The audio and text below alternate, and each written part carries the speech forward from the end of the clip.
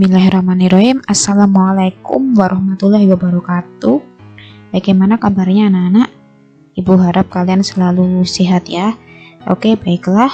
Pada pertemuan kali ini Ibu akan menyampaikan mengenai materi bab pertama kita di kelas 9. Materi bab pertama di kelas 9 yaitu adalah dinamika perwujudan Pancasila sebagai dasar negara dan pandangan hidup bangsa. Nah, anak-anak, pada materi bab 1 ini karena kita pembelajarannya jarak jauh, maka akan ada pengurangan materi ya. Artinya tidak semua materi akan kita pelajari. Akan kita pilih materi-materi yang sekiranya perlu dan sangat penting untuk kalian kuasai. Tapi semoga saja kita masih bisa mempelajari semua materi ya. Baiklah. Nah, ini kompetensi dasarnya anak-anak. Kompetensi dasar itu apa anak-anak? Kompetensi dasar itu adalah tujuan pembelajaran yang harus anak-anak capai ya. Dari awal sudah Ibu katakan bahwa mata pelajaran PPKN ini tidak hanya dituntut untuk bisa memahami materi saja, tetapi kalian juga dituntut untuk bisa menerapkan materi yang kalian pelajari dan bisa menunjukkan sikap, baik itu sikap spiritual maupun sikap sosial yang akan membentuk karakter kalian. Nah, di sini yang akan kita pelajari materinya adalah ini anak-anak. Peristiwa dan dinamika yang terjadi di masyarakat dengan praktik ideal Pancasila sebagai dasar negara dan pandangan hidup bangsa. Ini adalah aspek pengetahuan, jadi sekiranya nanti kita akan mempelajari materi mengenai praktik Pancasila sebagai dasar negara dan pandangan hidup bangsa. Kemudian keterampilannya kalian akan dituntut untuk bisa merancang dan melakukan penelitian sederhana tentang peristiwa dan dinamika yang terjadi di masyarakat terkait penerapan Pancasila sebagai dasar negara dan pandangan hidup bangsa. Nah, kemudian pada aspek sikap spiritualnya, kalian harus bisa mensyukuri perwujudan Pancasila sebagai dasar negara yang merupakan anugerah Tuhan Yang Maha Esa. Kemudian pada sikap sosialnya, kalian harus bisa menunjukkan sikap bangga akan tanah air sebagai perwujudan nilai-nilai Pancasila sebagai dasar negara. Oke, biar tidak terlalu panjang, maka Ibu akan mulai memperkenalkan materi bab 1 anak-anak. Nah, di materi bab 1 ini kita akan belajar mengenai dinamika perwujudan Pancasila sebagai dasar negara dan pandangan hidup bangsa. Nah, nanti di bab 1 ini akan ada 3 materi yang akan kita pelajari. Yang pertama adalah penerapan Pancasila dari masa ke masa ya. Kemudian pada materi kedua kita akan mempelajari tentang dinamika nilai-nilai Pancasila sesuai dengan perkembangan zaman. Kemudian materi yang ketiga yang akan kita pelajari adalah penerapan ya anak-anak, bagaimana perwujudan nilai-nilai Pancasila dalam berbagai bidang kehidupan. Nah, di materi yang pertama anak-anak, di penerapan Pancasila dari masa ke masa, ini kita akan belajar mengenai bagaimana sih penerapan Pancasila dari periode awal kemerdekaan sampai dengan masa reformasi dan sekarang ini. Nah, di sini nanti di penerapan Pancasila kita akan mempelajari bagaimana bentuk penerapan Pancasila, baik itu pelaksanaan maupun penyimpangan penerapan Pancasila dari masa awal kemerdekaan dari tahun 1945 sampai 1959, kemudian bagaimana pelaksanaan maupun penyimpangan Pancasila pada masa Orde Lama dari tahun 1959 sampai dengan 1966. Kemudian yang ketiga, bagaimana pelaksanaan Pancasila pada masa Orde Baru dari tahun 1966 sampai 1998. Dan yang terakhir, bagaimana pelaksanaan Pancasila pada masa reformasi, yaitu pada tahun 1998 sampai dengan sekarang. Kemudian materi yang kedua, pada dinamika nilai-nilai Pancasila, kita akan mempelajari mengenai hakikat ideologi terbuka ya. Apa makna dari ideologi? Yang kedua, nanti kita akan mempelajari mengenai kedudukan Pancasila sebagai ideologi terbuka. Nah, di materi mengenai kedudukan Pancasila sebagai ideologi terbuka ini, kita nanti akan belajar mengenai beberapa hal terkait dengan nilai Pancasila itu sendiri ya. Pancasila sebagai ideologi terbuka itu memiliki atau mengandung beberapa nilai ya. Nanti yang akan kita pelajari meliputi nilai dasar, kemudian nilai instrumental sampai dengan nilai praksis atau pelaksanaannya. Kemudian selain itu kita juga akan mempelajari mengenai 3 dimensi Pancasila, yaitu dimensi idealisme, kemudian dimensi normatif, dan dimensi realitas.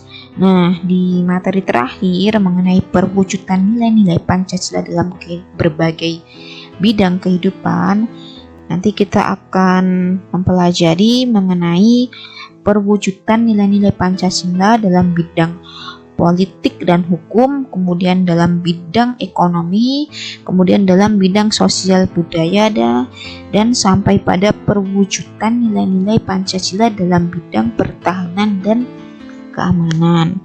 Nah, ketiga materi ini insya Allah akan kita pelajari saat pembelajaran daring ini anak-anak. Pada pertemuan kali ini yang akan kita pelajari terlebih dahulu itu adalah kapan Pancasila dari masa ke masa, yaitu pada masa awal kemerdekaan ya, dari tahun 1945 sampai dengan tahun 1959. Penerapan Pancasila sebagai dasar negara dapat kita pelajari dalam 4 periode atau 4 masa. Masa yang pertama yaitu masa awal kemerdekaan. Yang kedua, masa Orde Lama. Yang ketiga, masa Orde Baru. Dan yang keempat, masa reformasi. Nah, anak-anak, pada bagian yang pertama ini kita akan mempelajari bagaimana penerapan Pancasila pada masa awal kemerdekaan, yaitu pada tahun 1945 sampai tahun 1959.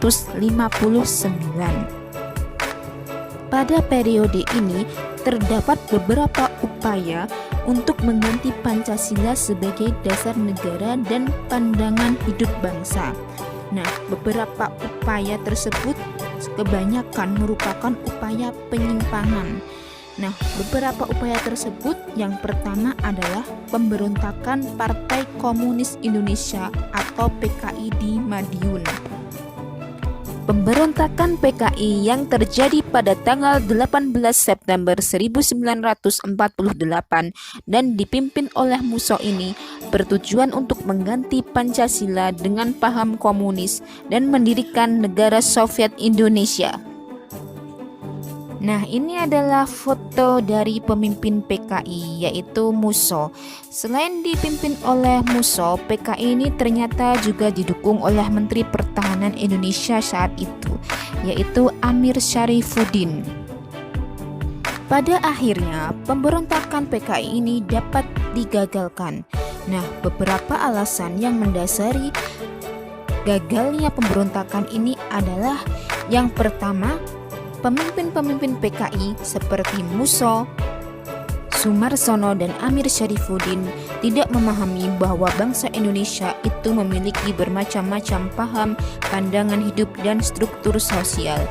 Yang kedua, karena para pemimpin PKI dianggap terlalu cepat dalam melakukan aksi pemberontakan ketika mereka belum siap. Dan yang ketiga, Partai-partai Front Demokrasi Rakyat termasuk cabang PKI di Bojonegoro secara terang-terangan ternyata mendukung pemerintahan Soekarno-Hatta. Yang kedua, penyimpangan pelaksanaan Pancasila di awal kemerdekaan, yaitu pemberontakan Darul Islam Tentara Islam Indonesia atau yang disingkat dengan DITII.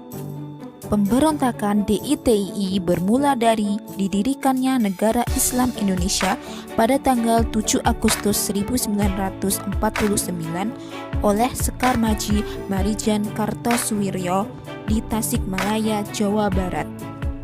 Nah, ini adalah Kartosuwiryo, pemimpin DITII. Didirikannya Negara Islam Indonesia ini bertujuan untuk mengganti Pancasila dengan syariat Islam. Tetapi pada kenyataannya gerakan tersebut ternyata bertentangan dengan ajaran Islam yang sebenarnya. Pada praktiknya mereka yang tergabung dalam DITII ini telah melakukan perusakan dan pembakaran terhadap rumah-rumah penduduk, pembongkaran jalan-jalan kereta api, perampasan harta benda milik penduduk, dan melakukan penganiayaan terhadap penduduk. Upaya penumpasan terhadap pemberontakan DITII ini memakan waktu yang cukup lama karena DITII melakukan pemberontakan di berbagai daerah dengan pemimpinnya masing-masing yang merupakan pengikut dari Kartosuwiryo. Pemberontakan tersebut terjadi di beberapa daerah seperti Aceh, Jawa Tengah, dan Sulawesi Selatan. Kartosuwiryo sendiri bersama dengan para pengikutnya baru dapat ditangkap pada tanggal 4 Juni 1962. Kemudian, upaya penyimpangan terhadap Pancasila pada awal kemerdekaan yang ketiga adalah pemberontakan Republik Maluku Selatan atau RMS. RMS yang didirikan pada tanggal 25 April 1950 merupakan sebuah gerakan separatisme yang dipimpin oleh Christian Robert Stephen Sumokil yang bertujuan untuk membentuk sebuah negara sendiri. Nah, ini adalah Christian Robert Stephen Sumokil, pimpinan dari RMS, yang mana pada bulan November 1950 RMS di Ambon dapat dikalahkan oleh militer Indonesia. Tetapi perjuangan gerilya di Seram masih berlanjut sampai dengan bulan Desember 1963. Akhirnya, pada tanggal 12 Desember 1963, Sumokil dapat ditangkap dan dihadapkan pada Mahkamah Militer Luar Biasa di Jakarta dan dijatuhi hukuman mati.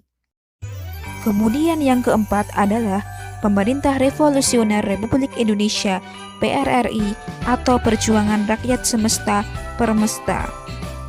Permesta merupakan gerakan militer yang dideklarasikan pada tanggal 2 Maret 1957 di Sulawesi yang dipimpin oleh Letkol Vence Sumuel. Nah, inilah Letkol Vence Sumuel. Sementara PRRI didirikan oleh Letkol Ahmad Husin di Padang pada tanggal 15 Februari 1958. Nah, ini adalah Letkol Ahmad Husin yang mendirikan PRRI. Yang kemudian PRRI membentuk kabinet dengan Syafruddin Prawira Negara sebagai Perdana Menterinya. Dan inilah Syafruddin Prawira Negara. Beberapa alasan yang mendasari berdirinya PRRI maupun Permesta diantaranya adalah tuntutan otonomi daerah, kekecewaan terhadap pemerintah pusat, karena pemerintah pusat dianggap telah melanggar undang-undang. Sehingga penyelenggaraan pemerintahan cenderung sentralistis dan mengakibatkan pembangunan di daerah tidak berjalan. PRRI menuntut kepada pemerintahan yang dipimpin oleh Soekarno untuk melaksanakan otonomi daerah seluas-luasnya agar tidak terjadi ketimpangan pembangunan di antara daerah Jawa dengan daerah lainnya, khususnya daerah Sulawesi dan Sumatera. Karena tuntutannya ditolak oleh pemerintah pusat, maka PRRI dengan dukungan Permesta akhirnya melakukan pemberontakan. Yang kemudian untuk menumpas pemberontakan tersebut, maka pemerintah melancarkan operasi militer gabungan yang diberi nama Operasi Merdeka yang dipimpin oleh Letkol Rukminto Hendraningrat. Pemberontakan PRRI Permesta kemudian dapat diselesaikan pada bulan Agustus 1958. Nah, selanjutnya upaya penyimpangan terhadap Pancasila yang kelima adalah Angkatan Perang Ratu Adil atau APRA. Angkatan Perang Ratu Adil didirikan oleh Kapten Tentara Kerajaan Hindia Belanda Raymond Westerling pada tanggal 15 Januari 1949. Tujuan didirikannya APRA yaitu untuk mempertahankan negara federasi yang dibentuk oleh Belanda untuk melawan Negara Kesatuan Republik Indonesia. Dengan dukungan Sultan Hamid II, Angkatan Perang Ratu Adil melakukan kudeta terhadap pemerintah RI pada tanggal 23 Januari 1950 dan berhasil menguasai markas staf divisi Siliwangi. Serangan kudeta tersebut juga menewaskan Sultan Hamengkubuwono IX dan Ali Budiarjo yang menjabat sebagai Menteri Pertahanan dan Sekretaris Jenderal pada masa itu. Kemudian, setelah menguasai Siliwangi, Westerling bekerja sama dengan Sultan Hamid II merencanakan untuk menyerang Jakarta. Namun, serangan tersebut dapat digagalkan oleh pasukan Angkatan Perang Republik Indonesia Serikat.